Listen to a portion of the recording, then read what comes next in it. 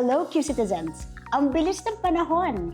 Alam niyo ba, sinimulan namin dito ang programa naming Usapang QC para magbigay liwanag tungkol sa iba't ibang issue patungkol sa pandemic, like vaccination or quarantine facilities, ayuda, anong nature ba ng virus na ito, nakakahawa ba ito, paano ba ito malalabanan, etc. Hanggang sa nag-evolve na ito, nag-mutate na kasi nalaman namin ang dami pala ninyong gustong pag-usapan. Katulad ng pabahay, katulad ng pangkalusugan, edukasyon, social services, at marami pang iba.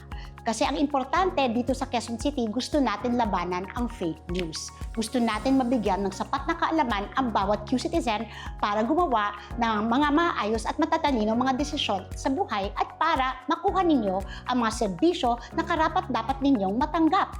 Kaya mga Q-Citizens, know your rights, know our policies, know our programs so that you can be active participants in governing our city.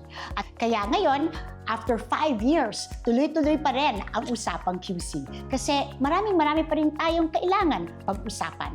Kaya mga Q-Citizens, kung meron kayong gustong malaman, gusto ninyong maklaro tungkol sa ilang mga issues, gusto ninyong maintindihan, just comment below so that your concerns can be discussed. Pag-usapan natin.